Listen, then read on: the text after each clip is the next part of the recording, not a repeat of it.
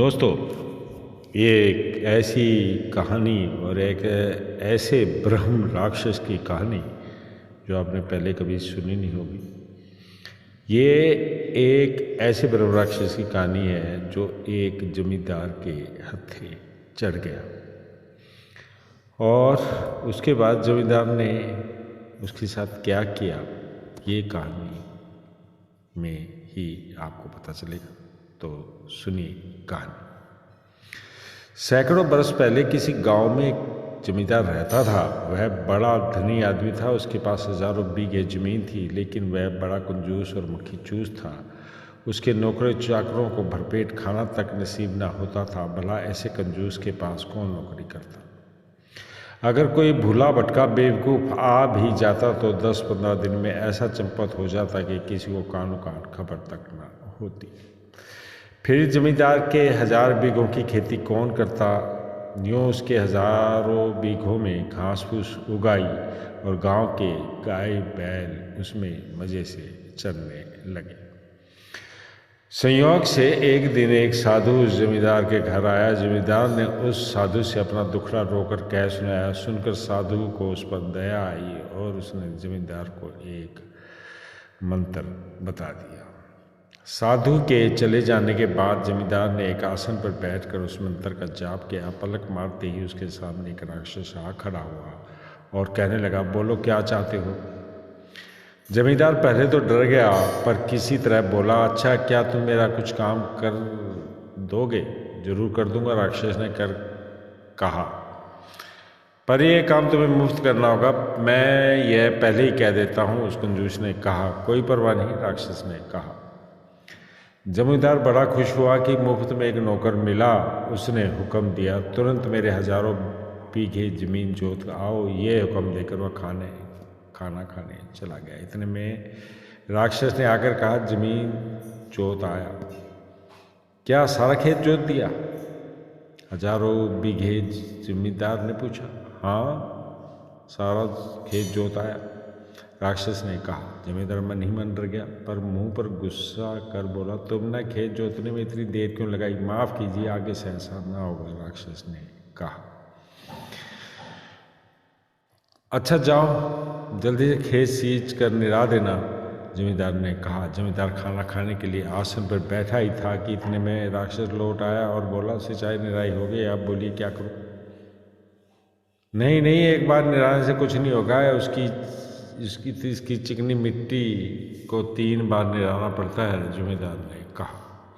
जमींदार का खाना अभी पूरा भी नहीं हुआ था कि राक्षस फिर लौट आया और बोला, तुमने जो कहा था सो तो पूरा हो गया है, अब क्या करूं। जमींदार ने घबराते हुए कहा, जाओ सारे खेत को बोआओ, अभी जाकर आकर देखता हूं कि तुम सचमुच काम कर रहे हो या सिर्फ बना रहे हो।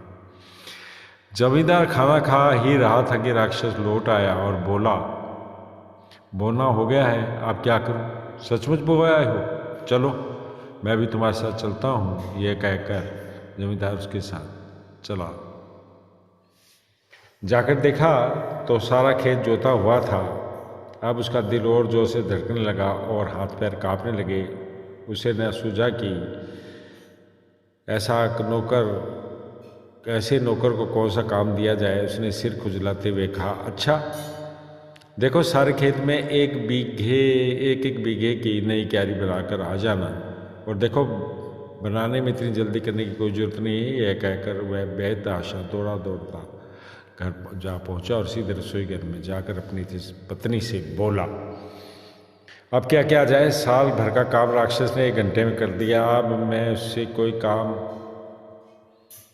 नहीं दूंगा तो मुझे खा जाएगा। वह भी आता ही होगा, जमींदार ने रोते हुए कहा। कोई चिंता नहीं, जब वह आ जाए तो एक बार मेरे पास भेज देना, उसकी पत्नी ने लापरवाही के साथ कहा। 5 मिनट में राक्षस वापस आ गया। जमींदार ने उसे अपनी पत्नी के पास भेज दिया।